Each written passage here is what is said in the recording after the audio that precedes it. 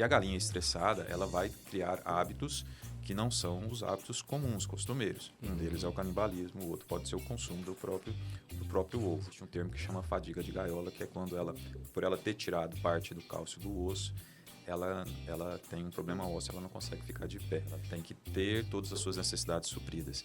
Então, para isso eu tenho que pensar no mineral e na vitamina, e isso necessariamente vai vir de um premix ou de um núcleo. Se você não suprir essa necessidade, talvez em poucos dias, ali 2, 3 dias, você já vai ver uma queda drástica da qualidade da casca do ovo. Para cada uma dessa categoria animal, vamos chamar assim, você precisa ter um aporte diferente de nutrientes e uma abordagem diferente na hora de fazer a formulação da ração, né?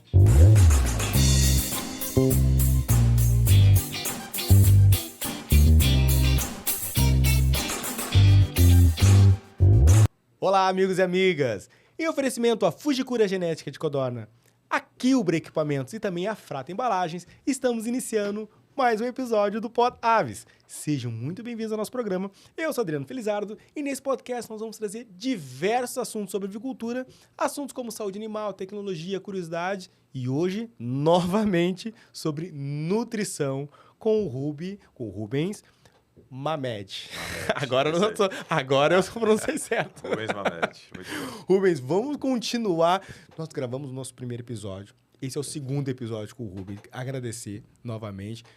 Com certeza foi um sucesso o primeiro episódio. Esse segundo episódio nós vamos continuar porque faltou muita coisa para a gente poder falar sobre nutrição. E agradecer, falando um pouquinho de nutrição, eu vou te pedir para a gente falar um pouquinho, mas antes de falar sobre nutrição, quero falar um pouquinho sobre os nossos apoiadores, a Fujikura, que a Alicia vai falar um pouquinho sobre a Fujikura, né? No podcast Pod Aves, estamos sempre em busca no que há de melhor para a avicultura, e a Fujikura é o exemplo perfeito. Quando o assunto é genética de codornas, a Fujikura se destaca como líder em inovação e qualidade. Com um melhoramento constante em genética, a Fujikura garante resultados superiores e uma produção de alta performance. Escolher a Fujikura é investir em qualidade, excelência e futuro para sua granja. Fujikura, a revolução genética que transforma a sua avicultura. Agora falamos um pouquinho da Fujikura, vamos falar um pouquinho sobre a Quilbra. Letícia, o que você tem para falar um pouquinho sobre a Quilbra? Se você quer transformar sua granja em um verdadeiro exemplo de sucesso, precisa contar com o que há de melhor. A Quilbra oferece soluções incomparáveis em tecnologia, manejo, alimentação e climatização, garantindo máxima eficiência e resultados que superam expectativas. Com a Quilbra, você não só eleva sua produção, como também lidera o mercado avícola com inovação e segurança. Quilbra, a escolha certa para quem exige o melhor na avicultura. Também nós temos a Frato Embalagens. Letícia, o que você pode falar? O que nós podemos falar sobre a Frato Embalagens? Se você busca soluções para embalagens de ovos, nossas bandejas plásticas PET são a resposta com resistência e altíssima qualidade. São feitas com 100% de material reciclado, garantindo proteção e sustentabilidade para seus produtos. Com a Frato, você não só protege, mas se destaca no mercado avícola, alinhando eficiência e responsabilidade. Frato Embalagens, excelência e cuidado com o planeta. Ok, então assim, falando dos nossos apoiadores, falar um pouquinho mais sobre nutrição com o Rubens Mamed. Rubens, vamos lá. Primeiramente, assim, o pessoal já te conheceu no primeiro episódio, já conheceu o profissional Rubens. Vamos entrar direto no assunto já. Vamos lá. Falar. A nutrição, vamos falar assim. Vamos falar para a nutrição para aves de corte, para ave de postura e para codorna. São nutrições totalmente diferentes. Sim. Concorda? Sim. Qual é a base de uma e qual é a base da nutrição? Assim, quando eu falo base, eu sei que cada lote ela tem uma especificação, ou seja, depende de região e tal.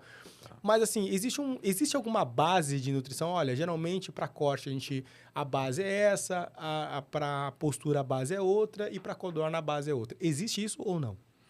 Existe, tá? Basicamente, se você vamos considerar em dois caminhos, né? Pode puxar um pouquinho mais o microfone, baixar um pouquinho mais. O corte e a postura, tá? O que muda é a característica do animal. E dentro da característica do animal muda também de acordo com a idade desse animal. O frango é um animal de um ciclo curto, né? aproximadamente 40 dias, com um crescimento muito rápido. Então, a nutrição do frango ela é uma nutrição que busca um crescimento muscular. Então, você tem um aporte maior de proteína, maior de energia dos aminoácidos, que é o desdobramento dessa proteína. Os níveis são diferentes, por exemplo, de uma ave que vai ter um ciclo mais longo, que é o caso da poedeira, da galinha poedeira, né? Essa galinha ela vai ter um ciclo muito maior e tem as fases. Então, ela tem a fase da cria, da recria e depois a fase onde ela está produzindo. Então, nas fases iniciais, a nutrição busca fazer com que ela tenha um crescimento tanto muscular como dos órgãos, para que ela consiga depois dar suporte para a fase produtiva. E ali é que está a situação. Você imagina que uma galinha na fase de produção, ela vai todo dia, ela vai botar um ovo de aproximadamente 60 gramas e ela consumiu aproximadamente 100 gramas de ração. Então, é uma ave altamente eficiente. Nessas 100 gramas tem que estar composto, tem que conter todos os nutrientes necessários para que ela consiga produzir esse ovo, e um ovo com qualidade, e ela consiga também se manter. Então, a codorna, o diferencial da codorna, que é uma ave de pequeno porte, que também produz todos os dias um ovo, que proporcionalmente ao tamanho dela é muita coisa, né? Então, para cada uma dessa categoria animal, vamos chamar assim, você precisa ter um aporte diferente de nutrientes e uma abordagem diferente na hora de fazer a formulação da ração, né? E aí a gente já comentou aqui que o desdobramento disso da ração a gente vai voltando até chegar nos níveis de minerais, vitaminas, aquilo que está lá dentro do núcleo do premix. Entendi. E o premix, vamos falar assim, premix depois o núcleo, porque são diferentes. Uma coisa é premix, outra coisa é núcleo. Exato. Quantos componentes tem um premix geralmente? Isso varia, tá? Se você pega um premix, ele vai ter aproximadamente componentes, ou seja, ingredientes, né? Uns 20 ingredientes, tá? Um premix, porque você tem todas as vitaminas e todos os minerais. Existe um grau de refinamento maior, que é o premix mineral separado do vitamínico. Mas vamos fazer uma abordagem a partir do mineral vitamínico, que seria o menor nível, né? Ali ele já tem mais ou menos uns 20 ingredientes, tá? Aí, a partir disso, você vai incorporando outros ingredientes até que você chegue no núcleo. O núcleo ele já vai ter mais, e aí vai depender de uma outra categoria da nutrição, que são os aditivos, né? Dentro dessa categoria de aditivos, você tem, inclusive, as enzimas, você tem também os aminoácidos, que são alguns aminoácidos são essenciais para as aves, que elas não produzem, então você tem que colocar isso via premix, né? Então, você tem uma gama de nutrientes que você tem que fornecer realmente através do núcleo ou do premix, porque ela não vai conseguir obter isso através de milho ou soja somente. Entendi. Então, cada um... E a ração, mas também existe a ração pronta, ela também... Aí vai a questão só da incorporação do milho e da soja, é isso? Então, são três. É o premix, o núcleo e a ração já pronta. São coisas que vão se somando até que você chegue à ração. Então, vamos pensar que eu queira produzir uma ração. Ok. Né? Então, a primeira coisa que eu tenho que pensar eu tenho que fornecer os minerais e as vitaminas necessários para que ela entregue o desempenho necessário, que ela tenha. Além da questão da produção, a gente tem uma preocupação também com o bem-estar dessa ave, né? Ela tem que estar saudável, ela tem que ter todas as suas necessidades supridas. Então, para isso, eu tenho que pensar no mineral e na vitamina, e isso necessariamente vai vir de um premix ou de um núcleo.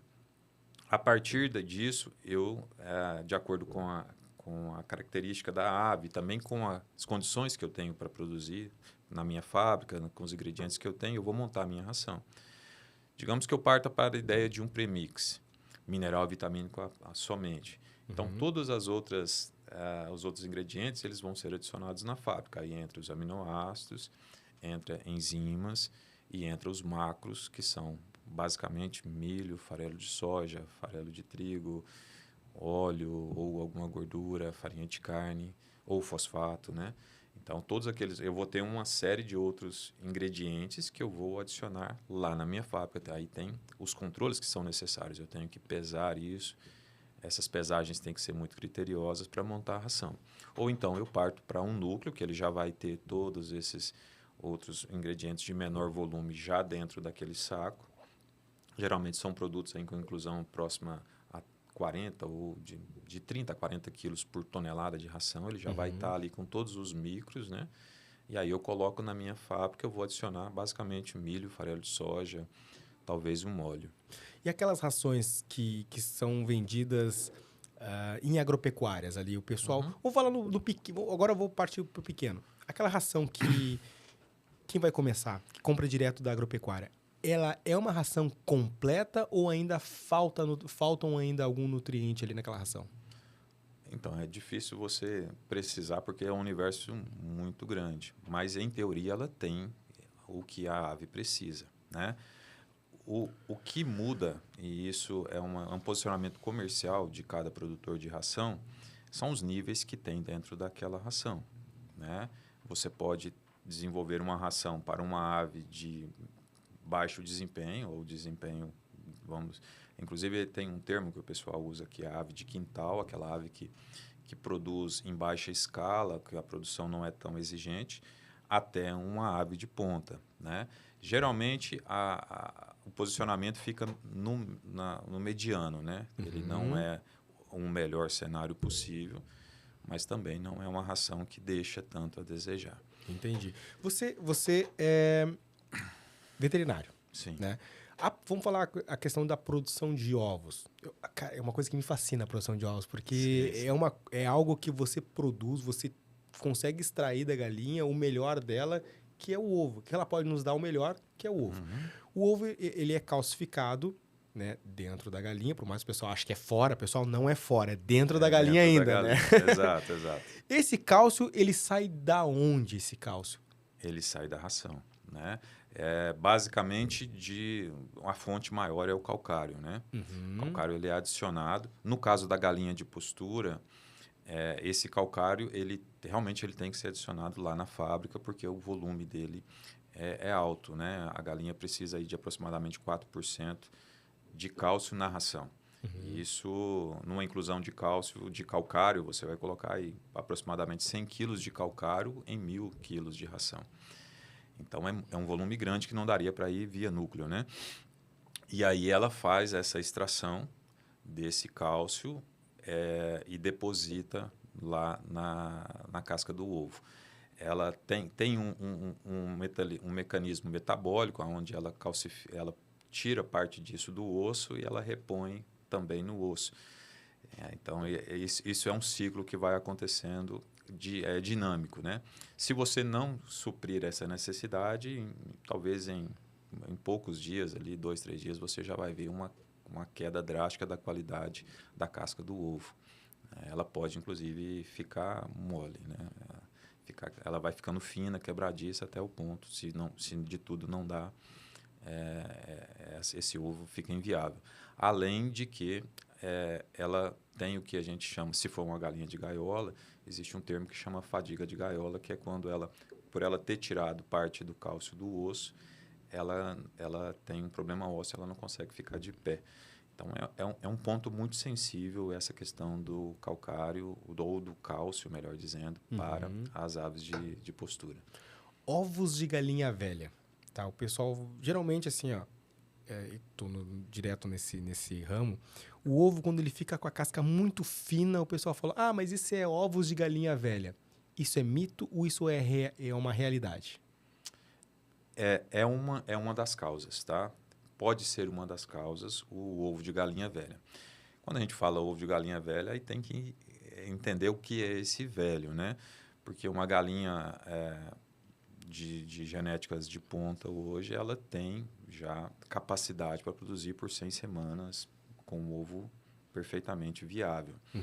Agora, o que acontece no decorrer da produção da ave é que quando ela começa a postura, ela vai colocando o ovo ele é menor, né? E à medida que ela vai ficando velha, o ovo vai crescendo também.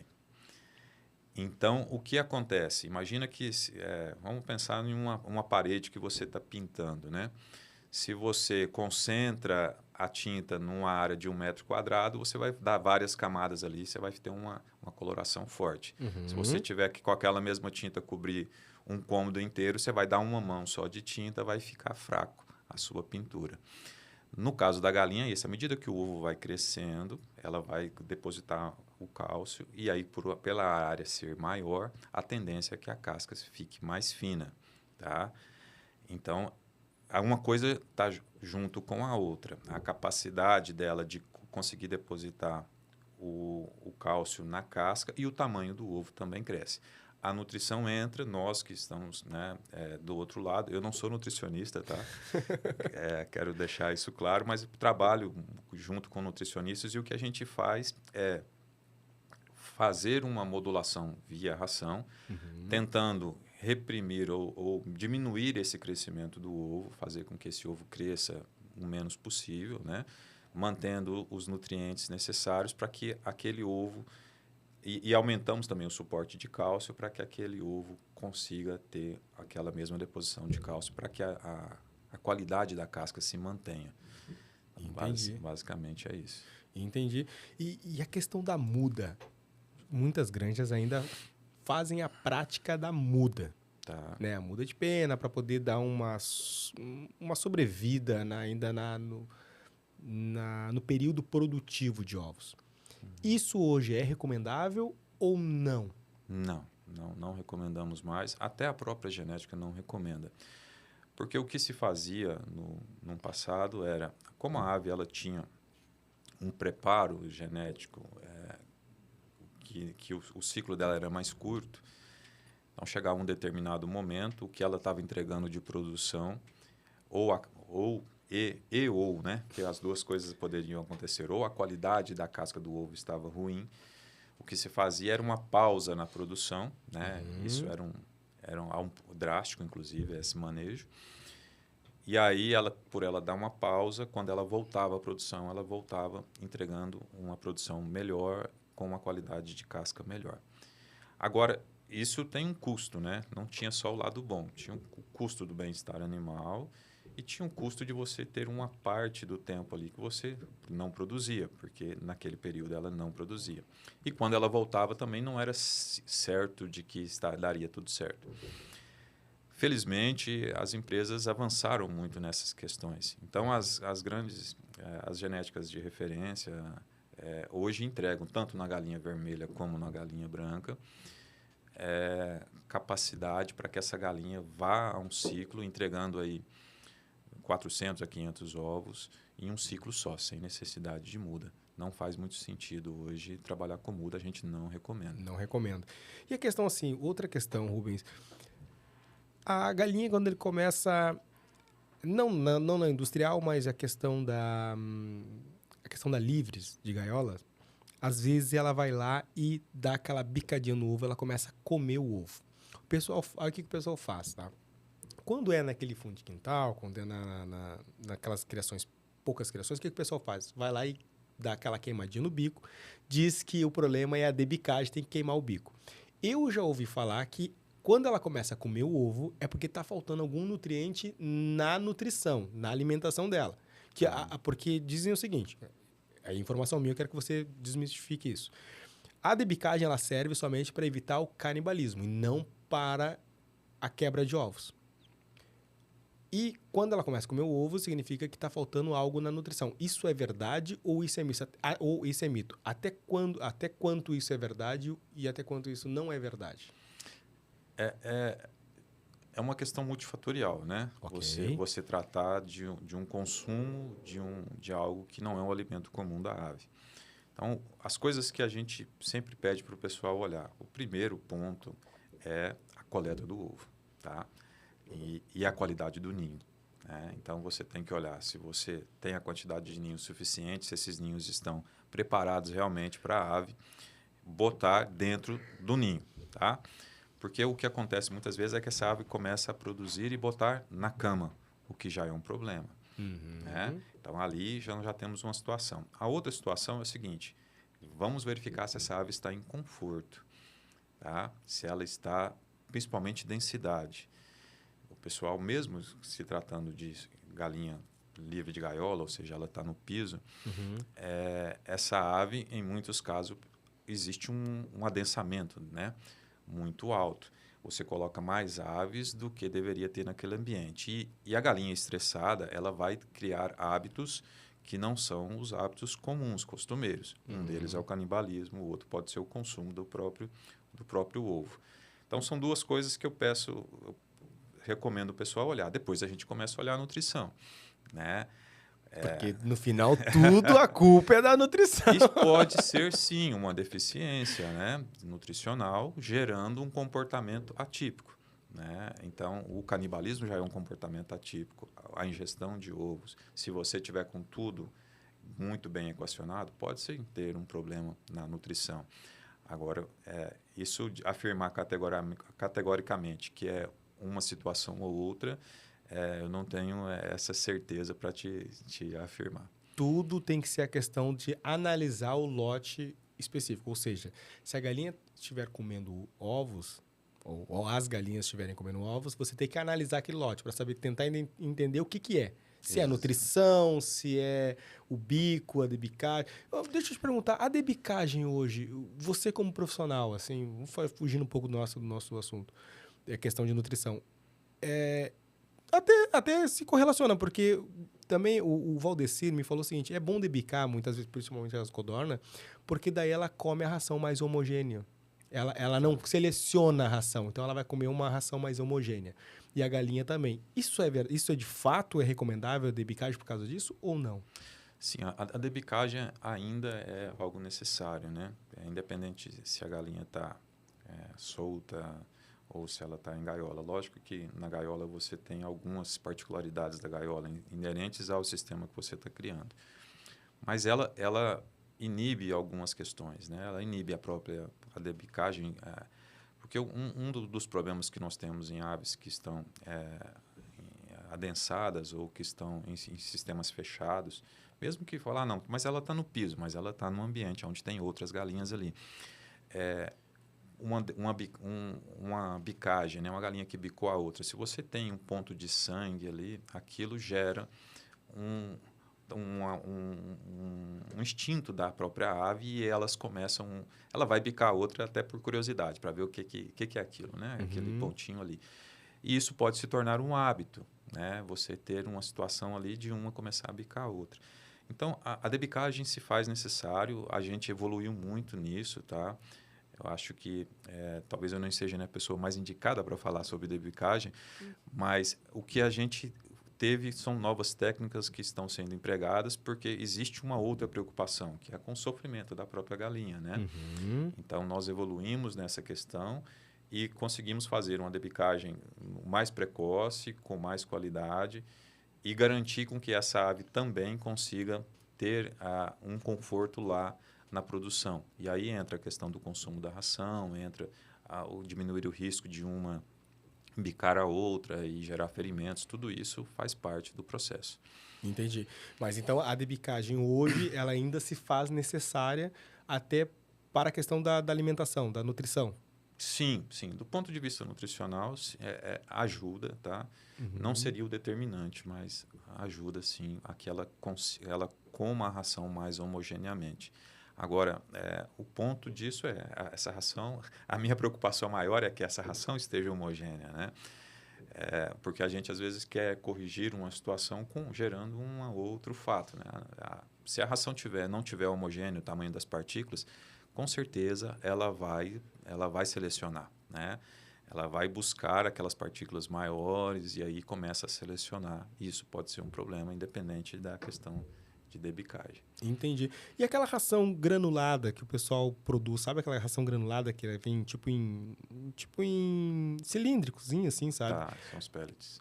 Isso. Aquela ração, ela é boa? Ou seja, a galinha, ela se adapta àquela ração? Porque geralmente ração é ração, ela é, tipo, triturado. Mas existe essa ração de pellets que você falou agora. É uma boa ração? É tranquilo ou não é indicado? Tá. se a gente pensar no processo da pelletização, por si só, ele já traz um benefício, porque para você fazer o pellet, essa ração ela é exposta a um vapor que tem uma determinada temperatura, e aquele momento ali, você tem uma maior exposição de alguns nutrientes. Tá? Então, isso melhora a qualidade daqueles nutrientes, daqueles ingredientes que já estavam ali, principalmente do milho. Isso já é um ganho. Tá? O outro ganho é você ter uniformidade de partículas que a gente acabou de falar. Então, dentro daquele pellet, você tem, em teoria, né, todos os ingredientes necessários para que ela consiga se manter. E você consegue também com que ela tenha maior facilidade na apreensão, na hora de comer a ração. Então, e por si só, a pelletização é muito positiva.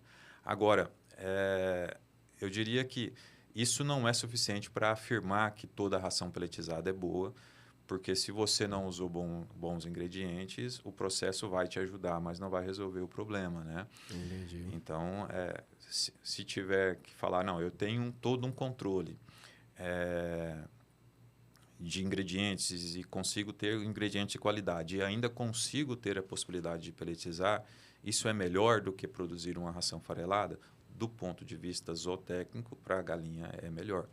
Do ponto de vista financeiro, você tem que fazer uma análise que para você essa ração ela é mais cara, né? Ela passou por um processo a mais.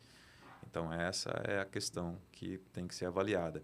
Se você tiver uma ração farelada, né, que é a ração comum, que a gente tritura os ingredientes, depois vai no misturador e mistura tudo, uma ração de qualidade farelada, ela seguramente vai te entregar um resultado muito próximo de uma ração pelletizada. Caramba, então tudo isso é tecnologia. É tecnologia. No caso do frango, existem algumas particularidades, né?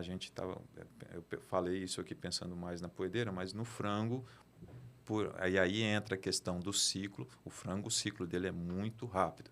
Então, uma ração pelletizada, por ela dar oportunidade para ele de consumir mais rapidamente, mais uniformemente, no frango você consegue ter os benefícios muito mais evidentes de uma pelletização do que numa poedeira. Então, o frango de corte, o pelletizado seria melhor do que o frango... Do que uma farelada. Do que a farelada. Parte do mercado, né, das grandes empresas já trabalham com esse tipo de ração. E por que não todos trabalham? Porque isso tem um custo também para você entregar essa ração, para produzir essa ração. Entendi. Então, e na sua opinião, assim, uma das últimas perguntas aqui, que passa muito... É rapidinho, cara. O negócio é rapidinho. É rapidinho. Por incrível que pareça, né? A gente está conversando aqui e o tempo se vai, né, tia? É isso aí. Mas, assim, aonde que o avicultor, o que ele tem que, assim, ó, pensou em nutrição, quais são as primeiras práticas que ele tem que prestar atenção, adotar? Pensou em nutrição, ele tem que fazer isso. A primeira questão é você identificar quais as matérias-primas que você vai usar na tua ração. Tá? Então, se você não tem um controle dessas matérias-primas, tudo que vai vir depois já vai estar prejudicado. Então, trabalhe, gaste tempo nisso, né? Invista nisso, em planejar a produção da ração. Misturar a ração é mais simples, tá? É etapa relativamente mecânica, né? Não tem muito segredo. Agora, você identificar os seus nutrientes, os seus ingredientes, né? Um milho de qualidade, farelo e tudo mais. Saber com que você vai ter aquele fornecedor que vai conseguir te entregar com constância, com regularidade. Isso é um ponto extremamente importante e que muitas vezes a gente vê que o pessoal negligencia um pouco nessa etapa. A partir disso, aí entra a situação de você ter um profissional que vai te auxiliar a realmente identificar a necessidade, identificar qual tipo de produção que você está tendo, porque para cada uma das categorias você vai ter uma ração melhor, que ela vai se desempenhar melhor, né? Dependendo daquilo que você busca, você vai desenhar a sua ração. A partir desse desenho, aí você começa a pensar no custo, ou se você vai trabalhar com premix ou com núcleo, a partir do momento que você já sabe os ingredientes que você tem e o resultado que você quer. Desenha aí essa ração e aí você parte para a etapa de realmente produzir a ração, né? Que aí vai para a fábrica. Apesar de que, se a gente faz tudo isso e chega na etapa da cozinha, né, da fábrica, você não pensou em ter uma fábrica funcional, tá? Esse é o termo que eu uso, uma fábrica funcional, aí você tem uma outra situação problemática. E você pode produzir ração com um misturador muito simples e conseguir excelentes resultados. Agora, você tem que dominar o processo, esse é o ponto. Então, primeira coisa é ter um profissional, uma empresa de confiança, um profissional de confiança para poder dar aquela consultoria qualificada. É necessário.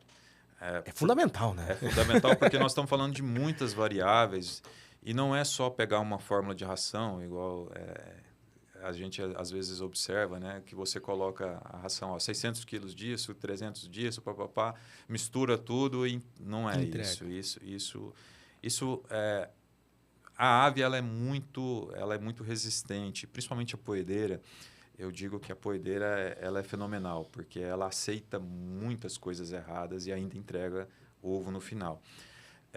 Mas se você fizer assim, com certeza você está perdendo. Você não está produzindo da melhor forma possível. Entendi. Então, a questão... Eu falo que é a última, mas aí vai surgindo a pergunta. E a questão o plano de luz versus a nutrição se correlacionam lá na hora da recria? Tudo tem uma correlação, tá? Eu digo, a luz também é um fator extremamente importante, porque a luz ela vem em determinados momentos da ave para gerar o estímulo, porque ela precisa desse estímulo luminoso para que ela produza o ovo.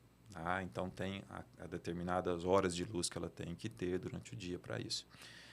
Onde, por exemplo, pode acontecer um erro, você retardar essa entrada de luz, você vai ter uma produção mais tardia. Ou se você antecipa, você vai ter uma produção precoce de uma ave que não está preparada. A nutrição tem que caminhar junto com os manejos para que eu prepare essa galinha, para que ela consiga ter suporte corporal para depois produzir. A gente está falando de uma galinha que vai ficar quase 2 anos vivendo ali, entregando o ovo. Né? Então, você tem que pensar muito nisso. Tá? Um dos pontos muito importantes de nutrição, talvez fique uma dica para você, falar algum momento aqui sobre cria e recria de galinha. Isso já daria muito assunto. Eu até trouxe já um pessoal para falar. O primeiro episódio a gente tentou falar foi com Vinícius Caprara. A gente tentou falar sobre cria e recria.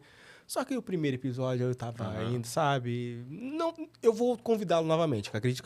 Acredito que agora o negócio desenvolva, perfeito, uma conversa desenvolva. Mas eu quero sim trazer, porque assim, a cria e recria, ela está ligado diretamente à produtividade final. Ou seja, ao teu lucro ou ao teu prejuízo. Sim. É fundamental. Uma franga mal formada vai ser uma galinha não de baixa produtividade. Uma codorna mal formada. Ou uma codorna. Né? Uma ave, vamos dizer assim. Então, as empresas e os estudos também, as universidades, focaram nos últimos anos muito no que nós chamamos de nutrição de iniciais, né? De fases iniciais, tanto no frango como nas galinhas, nas aves produtoras de ovos. Você tem que ter uma boa fase inicial e recria, ou seja, cria e recria. Você precisa ter isso como é o ponto central de tudo que você vai fazer. Porque se você errar ali, dificilmente você vai conseguir corrigir isso nas fases seguintes. No frango, se você errar nos seus primeiros 21 dias, pensando em um frango que vai ser abatido aos 40, você já tem um lote que já está... Você já perdeu, você não consegue mais recuperar. Numa galinha, se você errar na fase de cria e recria, quando ela entrar em produção, alguma coisa vai ter de problema. Aí pode acontecer problemas de casca de ovo lá na frente, você não conseguir pico de produção, o pico não se manter durante o tempo necessário. Tudo isso foi porque você lá atrás você cometeu erros que trouxeram as consequências agora, né? Entendi. Rubens, muito obrigado pela tua participação. É um poço de conhecimento, cara, e ainda faltou coisa ainda. Faltaram coisas ainda. Maravilha. Mas assim, É uma riqueza estar com você aqui explicando isso. Eu acho que a nutrição, por ser uma das bases fundamentais hoje na criação, ela tem que ser levada muito a sério, tem que ser esmiuçado, tem que ser falado, tem que ser divulgado e tem que ser levado, principalmente além de ser levado a sério, a atenção, a dedicação e o conhecimento são fundamentais. Perfeito. Muito obrigado por esse bate-papo aqui, maravilhoso, por ter trazido um pouquinho de conhecimento para nós. E se o pessoal quiser te encontrar nas redes sociais, como é que ele pode fazer? Eu vou te passar, a gente coloca nos créditos, tá? Acho que é o melhor caminho. Vou colocar aqui na descrição. Na descrição. Você que chegou até aqui, nosso muito obrigado. Pedir para você se inscrever lá no YouTube, tá? Principalmente se inscrever no YouTube, também nos seguir no Instagram, deixar o seu like, ativar o sininho de notificação. Ou seja, pessoal, a gente agradece muito a todos vocês. O nosso muito obrigado. Valeu, um beijão. Tchau, tchau.